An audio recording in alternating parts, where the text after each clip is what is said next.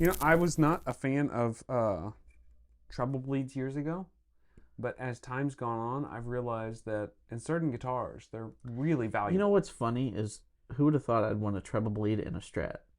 You know what I mean? Yeah. Like, who would have thought? Yeah.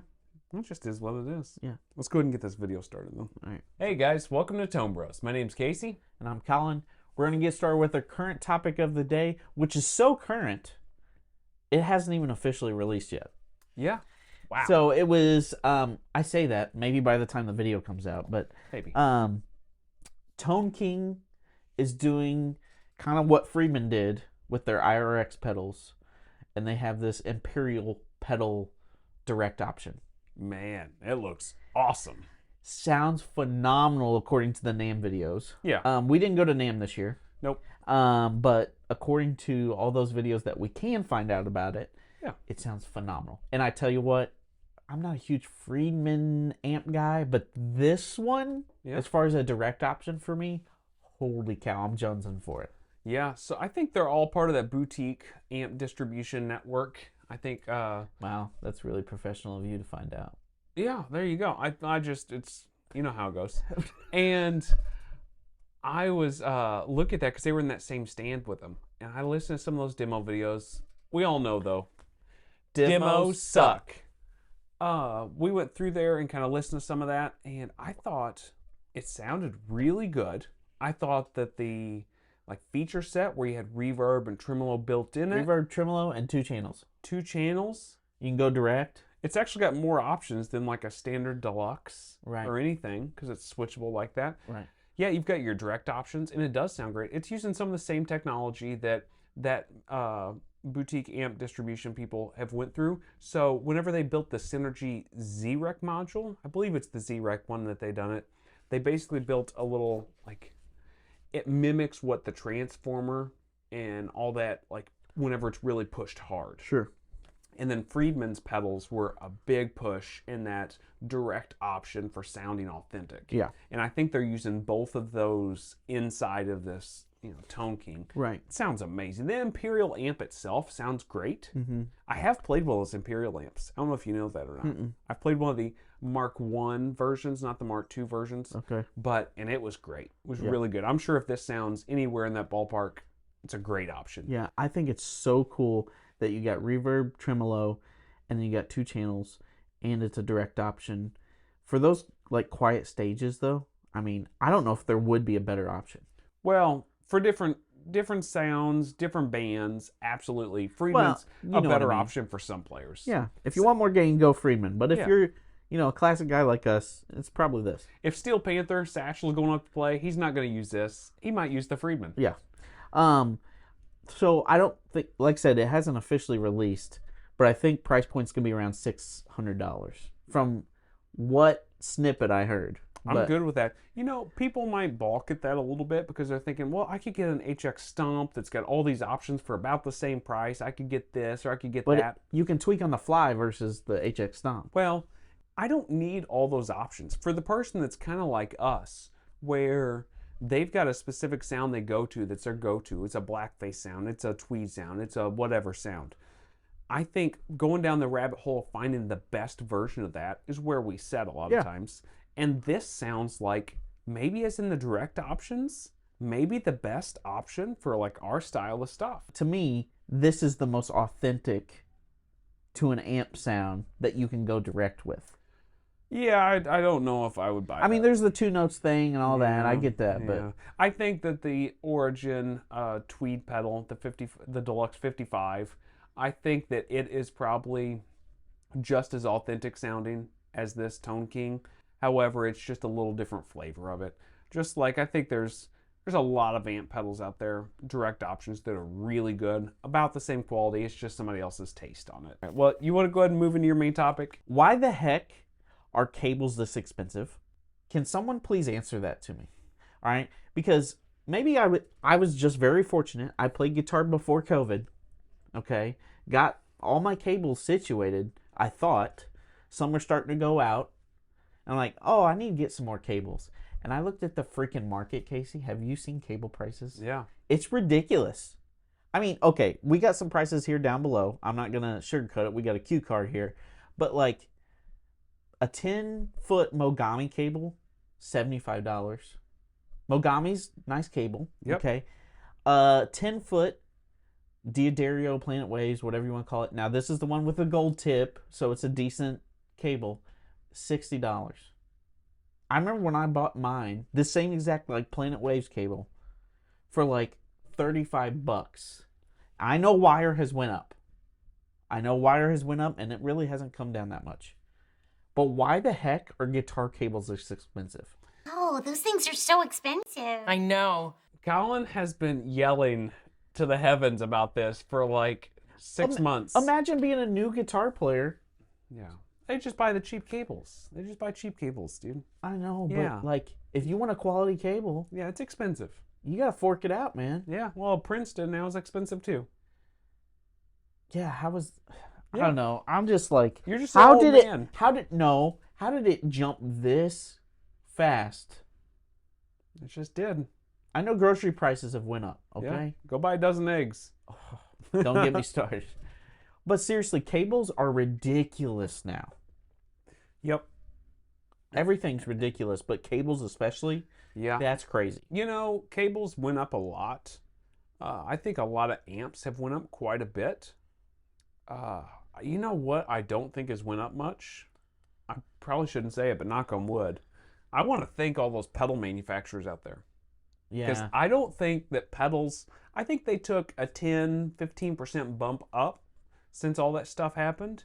But I don't think that they've made a big jump like some of these other things have. Well, and JHS kind of put out something like that too. Like, Yeah. everything's went up, but their prices kind of stayed the same. Yeah, Wampler, all those guys that Healy. are... Yeah, all their prices have been basically the same Right. for years. It's like Arizona Sweet Tea. Never goes up. Man, you gotta love it. So I think it does suck. I think they realize they can get that price out of it. Mogami cables have always been expensive. Planet Waves, I remember like the really high-end Planet Waves cables were maybe like $50, $55, you know, on the high end years ago. But yeah, I haven't had to buy cables, honestly, in a long time because I bought really nice cables years ago whenever I was gigging, and they've lasted. Thank goodness. I mean, a lot of mine have too, but like, I'm talking about my backups. The backups have went out. Yeah, and it's every once in a while you got to refresh them and stuff. You start like thinking maybe you've got a little short in a cable. You know what? As soon as I think that, I test it like crazy, obviously. If I can reproduce it whatsoever, I immediately toss it. Yeah. Because ain't nobody got time for bad cables. No. So you just got to fork it out. The other option is to build your own cable, is to order some cable, order some ends, solder the ends, and kind of go from there. It's not that hard. All you need is a simple soldering gun, little solder station or something like that. And with a little bit of practice, I know you're not a guy that solders. I'm not a guy that's very hands-on just in general with guitars. I go to him. Yeah. It's not that I hard. like the playing aspect, Yeah. not the fixing aspect. I enjoy a little bit of that tinkering type of stuff. I'm sure a lot of you guys do too. And maybe I need to do a video explaining how I go through the process of building or soldering some cables. That might be probably would help, yeah. might be a fun little thing. I can put it up on here, help some of you guys out, and you need to watch I was that. about to say, I'll need to watch it. So, yeah, they've went up for sure. It is kind of crazy how much they've went up, but I don't think they're going down anytime soon. Like I said, I know wire has went up like crazy. I mean, you go to any retail store, they've had to lock up their wire because it's gone up so crazy. Yeah. But like, it's starting to get a little ridiculous. I mean, if I was a new player, I would be like, I can't afford this hobby. Yeah, well, it is where it is. It is where it is. You buy cheap cables, buy lots of cheap cables. I don't want to do that either. Yeah, I don't either. I'm not the type of person, though, also that enjoys the cable that's got super low capacitance to the point to where it's really bright and shrill. Actually, Guthrie was talking about this the other day. Guthrie Trap. Check out his channel if you haven't checked it out. But he was talking about him and Tom. They used these D'Addario cables. Not the super high-end ones, but like the Stage series or something. I'll try to stick it up above the series I'm talking about. And he was talking about how it's kind of weird. I think he was talking to the guys at XTS. He was saying it's weird that these super low capacitance, ultra high-end cables, $150 cables that are out there, they don't like the sound of. Hmm. And I think it is that, like, they have too much bandwidth and too much. Whenever we were listening to Hendrix and we were listening to these older guys, Oh yeah, they didn't have the best of the best. the best cable you could buy then was kind of like a mediocre cable today. A lot of them had coily cables, so it totally affects the tone. Yeah. And if you don't think it affects the tone, try a few different versions of it. It definitely does. Or watch any Gearman Dude video. Yeah, Because he swears by a white coily cable. that's right. But no, it definitely makes a difference, and necessarily the highest end cable isn't the best. Not necessarily. Not necessarily. Sometimes for the right application it is. But for me, I like a nice cable that's not going to break. I want reliability. Yeah. But I don't need it to be super low capacitance. So the reason why I think I'm freaking out so much is I was looking at monster cables. They haven't went up crazy since like the beginning of time, I feel like. No. Monster cables have kind of held true. And at this point, that's where I'm looking. I'm like, if I'm already spending the money, I might as well get a monster cable. Yeah, I They think do last pretty I good. think for me, I'm a build your cable guy, or I'm a D'Addario Planet Waves cable guy for the most part. I mean, I use, monster or, well, it used to be Planet Waves. Yeah, So. it's the same company. But that is kind of interesting. Let's go ahead and move into my gas or pass. Okay. My gas or pass today, guys, is the Nobels ODR Mini 2. Lots of numbers in there. There is kind I of say a lot lots of numbers. There's only two. Yeah. That's a lot for me to remember. 1 and 2. It's $79. So they got rid of the old Mini. Yep. It's gone The now. 3-knob Mini. The 3-knob Mini. This is the 4-knob Mini. It's basically the same type of pedal, but it's got a bass cut knob. Oh, yeah. So is it bass cut or a bass knob in general? One or the other. It's got a knob that you can control the low end. Yep. So what's your thoughts on this pedal? Where do you fall with it? We are big fans of the Noble stuff. We both have ODRs we use pretty often. Yep. Lives on our board a lot of times. Right. I've got a couple variants at this point. What's your thoughts on it? Okay. Before you come at us after I say this, we don't have the pedal. And you're like, why are you talking about a pedal you haven't played? All right. It's just this whole gas or pass thing is, are we interested? Okay. Yeah. That's Is what it something that we are looking to buy and we want to buy because we've got gear acquisition syndrome? Or is it something we don't really care about? Right. So, going off of that, yes, it's a total gas. There's lots of companies that are making these modified Nobles, essentially, their take on it, and they have a bass cut knob. We both have I think it's the 30th anniversary, the gold Nobles. Yeah, the most recent anniversary Nobles. Yeah, so it has the bass cut knob, or whatever you want to call it, low end knob. And that to me was like a game changer. Like the fact that you can go amp to amp and tailor that is awesome. So I think this is a great idea for Nobles. I plan to get one of these pedals. Okay, so I'm going to throw a little question out there for you on this one. Okay. Okay, so I usually keep my bass all the way up on most occasions on my Nobles pedals. Occasionally I'll cut it back like 10%. Yep. Very little. Yep. But 98% of the time, it's cranked all the way up, so I'll never touch it. I don't really need the bass cut or the bass knob every time. I know a lot of people like it. It's always amp dependent. It's room dependent. Totally understand that. Yeah. Can I just address that I think Nobles as a company is really doing awesome. So they were nowhere to be seen, it felt like, for years. From 2000 to 2010. Yeah, maybe 2015. And then in the honestly, in the last 3 to 4 years, they have made such a resurgence. They had this anniversary ODR comeback. I would say it's before that. I mean, look at all the Nashville guys. They've played Nobles for a while. You're right, but as in a new company with new pedals for sale. Okay. They had the anniversary come out. They had the standard Nobles with the bass switch on the inside. Yeah. They had the mini ODR come out. Yeah. Now they've had the Dell Mini, which is the new delay with Right. tap tempo, 3 modes, Right. awesome little mini pedal. Yeah. They've got the new chorus pedal that's out. Right. I mean, they are killing it. Now they've got the new ODR 1X that's coming out, which is Right. more like the ODR. And it's got some S. gain and it's got a low cut. I mean, I will say, I feel like they're making a lot of strides. They're doing the right thing. To me, there's got to be a day where them and Uncle Larry and Guthrie Trap team up. No, Yeah. I don't think so. Yep. I don't think there's any reason for it because they just use regular Nobles and they're very proud to do it. They're not looking to push anything else. I think they just keep using the regular Nobles and keep, spreading the good word of Nobles. I think that Nobles company should get an award for the biggest leaps in the shortest amount of time recently.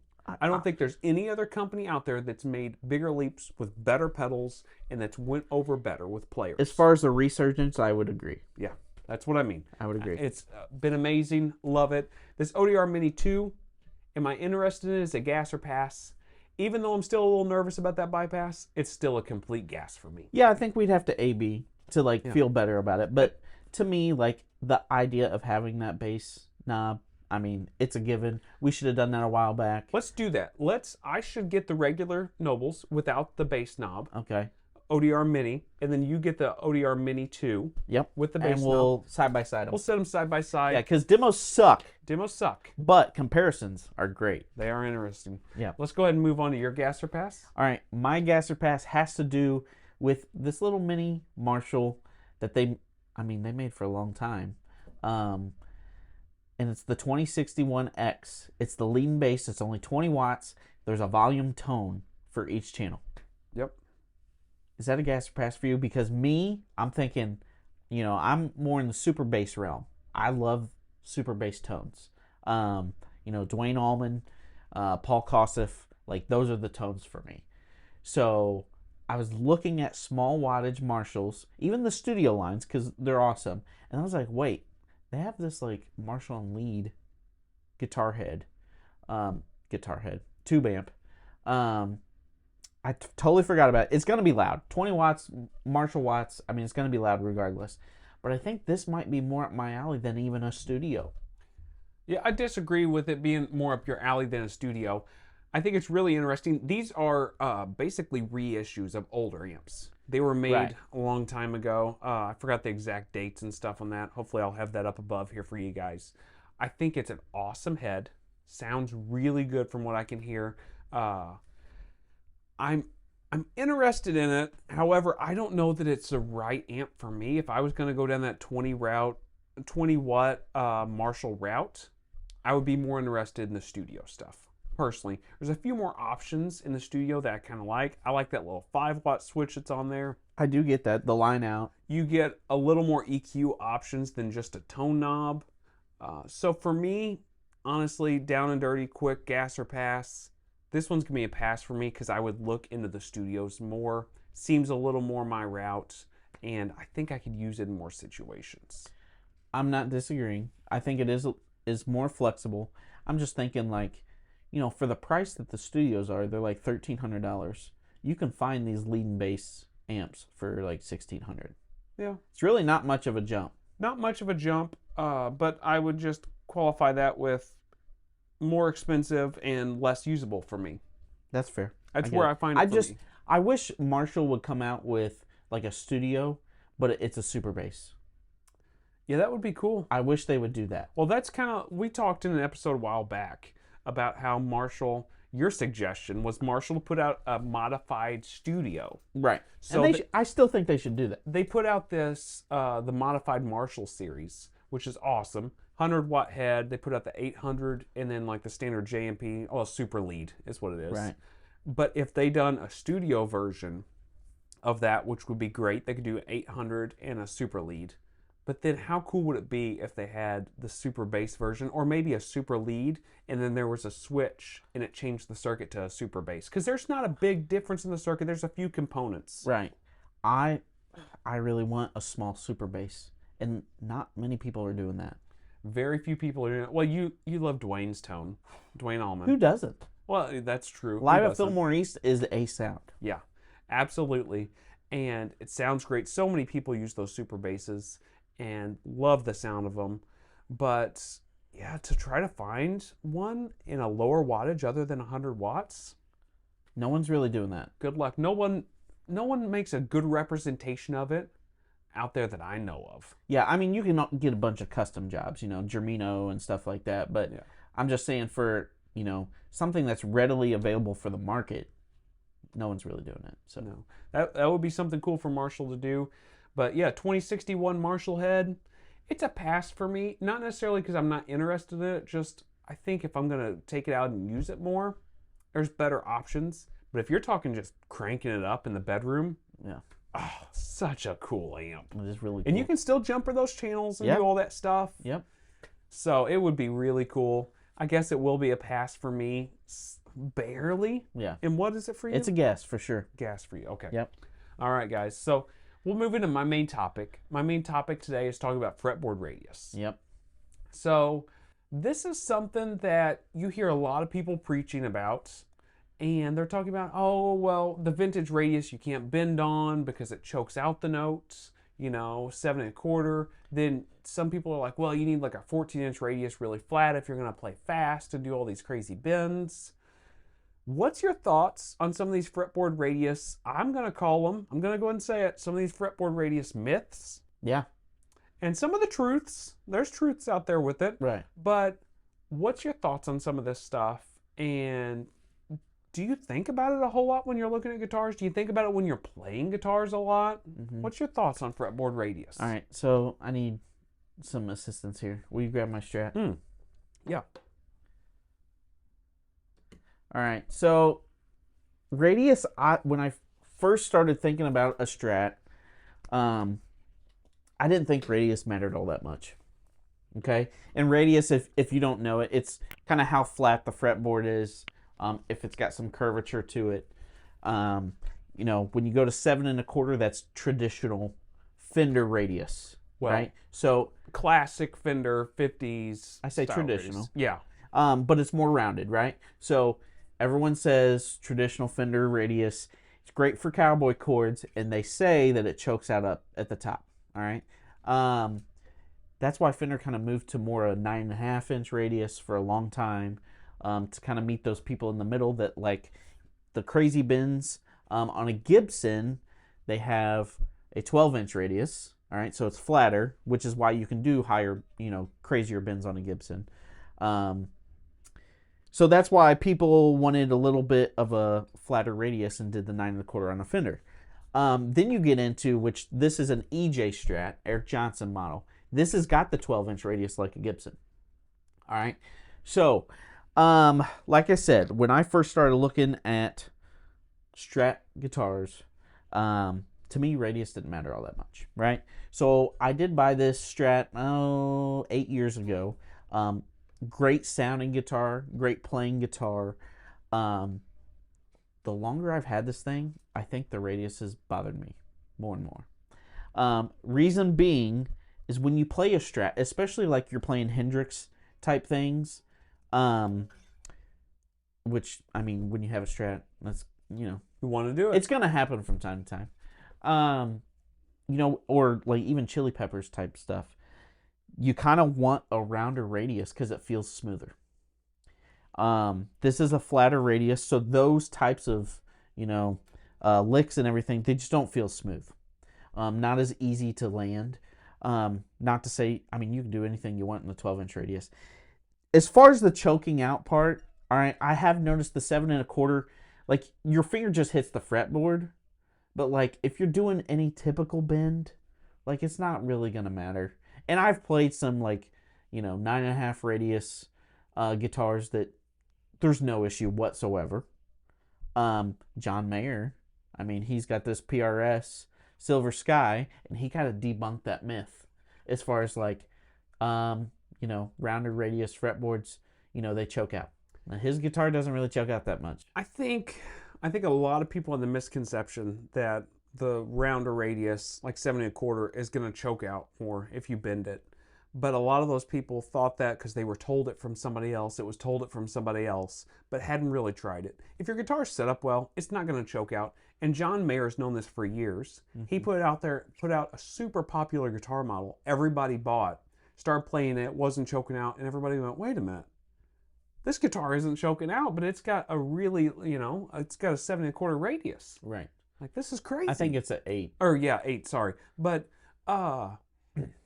yeah, I think it really put it into everyone's view that the radius isn't necessarily going to choke out if you've got it set up right. It's all about setup. To me, radius is all about feel more than anything.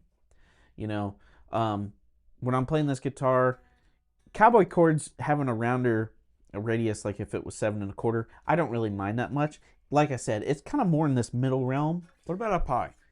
Up high, I mean, I noticed the flatter radius, but it doesn't bother me. Like, let's be honest. When you are playing a song, how often are you up here? Not very much. Nope. Right? All your money's down here. Exactly. Middle to down, to near the end of the fretboard. I mean, that's where you are 98% of the time. That is if you're playing covers or if you're playing, you know, kind of typical mainstream music. As long as you're not Steve Vai. Right.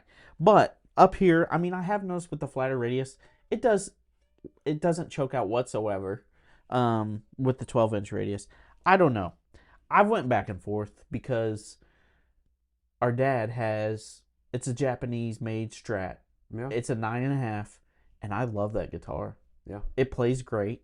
I don't know. I went back and forth. To me, radius, it's more of a feel thing than it is anything else. Am I totally against all 12-inch radius? No. I love Gibsons. I love this guitar. It does have a different feel, though, than a 7 1/4. Yeah. But that's just my take.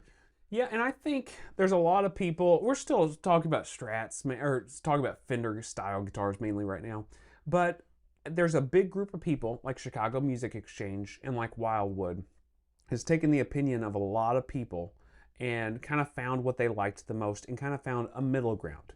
I think the Chicago Music Exchange special guitars, the custom shop stuff they make, is 9.5 radius.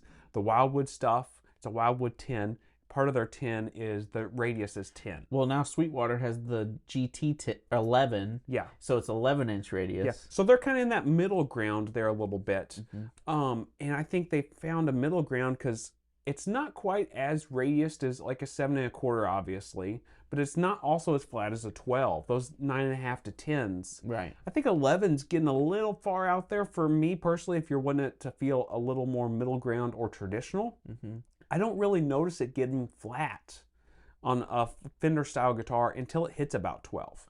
Yeah, I mean, and I don't notice it up high. You were talking about noticing up high. I don't notice it up high so much. That's kind of why I asked you. I notice it in the middle, and I notice it down low. But up high, I don't notice the flatter radius personally myself as much. I feel like, and it's just to my hands, so I can't speak for everybody, but up high, like, I feel like there's no resistance as far as hitting those notes. Yeah. Similar to a Gibson. When you do have, you know, more of a rounded fretboard, I mean, you kind of hit the fretboard itself a little more. Yeah. When you're hitting those high notes. But like I said, to me, it's all in the middle. Like, that's where you really feel the radius. Yeah. So, and whenever you go to look at a guitar, like if you're going to look for a Tele or a Strat, in your list of things, because we've all got them, guys. Yeah. We've all got these specs that, is it this? Is it this? Does it have this in it? Whenever you're looking at specs, where on that list does radius fall? Is it an important, like towards the top, or is it kind of in the middle or the bottom? I'd say it's probably at the very bottom. Okay. Because when it comes down to it, I look for a good neck shape that I'm comfortable with. To me, that's, if not the highest, that's one of the highest. You know, the resonance of the body itself. We've got into weight. To me, that is guitar dependent. You know, the pickup sound, how it feels in your hand. Radius is low, though. Radius is near the bottom. So for me, whenever I look at a guitar, I go through all my specs, and for me, if I'm just looking online, radius is probably in the low, middle, top, upper, like bottom end kind of things. If the scale is 0 to 10, it's way down there at probably like 8 that I'm looking at, right? It's not the first thing I'm looking at. It's probably 0 to 10. Yeah, like if, well, I guess I'm doing that backwards. I was about to say, you mean like a 3? It would be like a, yeah, like a Goodness. 2 or 3. Sorry Okay. about that, guys. It's So- really low. It's like an 8. Yeah. You know what I mean. We didn't And- say we were good at math. So it's pretty low. If I'm going to play a guitar, I'm never going to think about it. I'm going to play the guitar because I've played guitars just like you have. We both talked about this a little before in the past. We play a guitar like, man, feels so good. The neck feels great. And I'm playing it. And then later on, we look it up. I think it might have been similar for this. You love the neck shape so much, you didn't even notice the radius being that flat at I first. didn't at first. Because your neck shape kind of makes the radius feel different. Right. Like, I've played 7 1/4 from one guitar to the next, and the neck shape made the radius feel so much different, or 10s or 12s, whatever. Right. So much of it when I go sit down and play the guitar is, how's the neck shape feel? Is it resonant? Is it hitting me and making me want to play differently? I'm not thinking, man, this radius on this fretboard is so flat. Yeah, I mean, honestly, what I notice the most is the shoulder on the neck. Yeah. How the shoulder hits the fretboard, like, to me, that's what makes the difference in that radius. Yeah. You know what I mean? Like, if you have a V-shaped neck versus a C or a D. Yeah, I also think that, too, rolled edges, if you've got a rolled edge, like, fingerboard, I think that probably makes it feel a little more, like it's got a little more radius to it, versus if it's really sharp with no rolled edges, it's going to feel a little flatter, even if it's got a radius to it, a little more of a radius. So that's a thing. Of course, there's like 16-inch radius guitars, like Jacksons and stuff that's out there. Shredders usually like a flatter board. They do like a flatter board. It's kind of what they're used to. But no, I don't really think about radius a whole lot. And I would honestly, I mean, go check out what the radius is of a guitar that you're interested in, but don't let it dictate what you're buying. Yeah, no, it's like I said, it's all about feel. So if you like the way the guitar plays and feels in your hands, that's all that matters. Yeah. I think the radius over time, you will either meld with it or not. This to me, like I said, 90% of this guitar I love. It's just right here in the middle that, like, sometimes it feels stiff to me and doesn't feel as smooth as it could. But as far as the sound, I love it. So that's truly what matters. And some of it's a setup thing too. You can't make it set up. And make sure, one last little note on this, and we'll get off of it, but if your fretboard is radiused, make sure your strings on your saddles, especially in like Strats and Tellys, are radiused the same way as the frets, right? You don't want them to be completely flat if you've got a large radius on there. You don't want your strings flat. You want them radius similar to the frets. Yeah. That will totally change the feel. And if you've got a flatter fretboard radius, I've heard of people putting a slight radius on the strings to make it feel. Yeah, a little better. So that's kind of something else to play with too. Yeah. But you got anything else to add to this? Not really. Just kind of like find your own path, because everyone will tell you something online. Like, go to the gear page. It's kind of a nightmare. Don't look at that. Just go in yourself to a store, feel it for yourself, get an idea of what you might like, and then kind of go from there. Yeah. Go play some guitars, guys. Yeah. We'll see you guys next week. See ya.